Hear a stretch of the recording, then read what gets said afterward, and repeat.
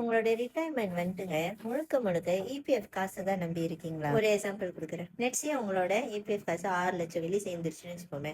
So இந்த 6 லட்சம் வெள்ளிங்க இன்னும் ஒரு 15-20 வருஷம் நீங்க யூஸ் பண்ணணும். ஓகேங்களா? ஸோ இந்த முதல் நாள் ரிட்டையர்மெண்ட் பண்ணும்போது 6 லட்சம் வெள்ளி ரொம்ப பெரிய காசா உங்களுக்கு தெரியும். கண்டிப்பா.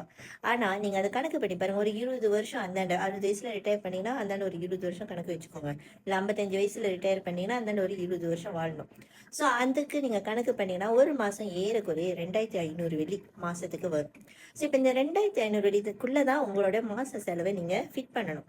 இப்ப உள்ள விலைவாசிக்கு 2500 வெள்ளி சமாளிக்கலாம், பெரிய காசா உங்களுக்கு தோணுங்க. ஆனா நீங்க யோசிச்சு பாருங்க, இன்னும் 10-20 வருஷத்துக்கு அந்தாண்ட விலைவாசி ஏறும்.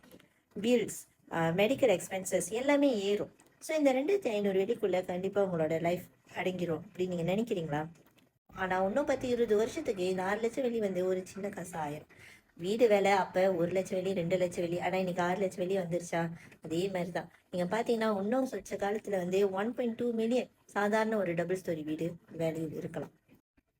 ஒரு ஸ்மார்ட்டான சேவிங் என்னதுன்னு பார்த்தீங்கன்னாக்கா, உங்களோட காசை நீங்கள் இப்போ இருந்தே கோல்டாக சேமிப்பு பண்ண ஆரம்பிக்கணும்.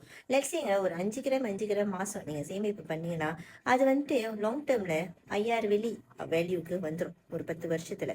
ஏன்னா கோல்டு சராசரி அவரேஜாக பார்த்தீங்கன்னா 10% ஒரு வருஷத்துக்கு ஏறுது.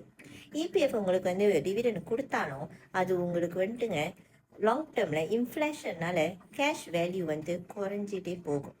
ஸோ கோல்டு மட்டும்தான் பொருள் விலை ஏறுற மாதிரி கோல்டோட விலையும் ஏறிக்கிட்டே போகும்.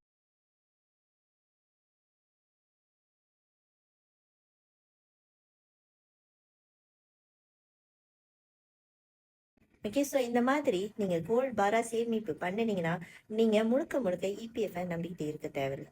ஸோ அது லாங் டேர்மில் உங்களுக்கு ஒரு எக்ஸ்ட்ரா சப்போர்ட்டாக இருக்கும் இந்த கோல்ட் பார். ஸோ சேமிப்பு பண்ண ஆரம்பிங்க.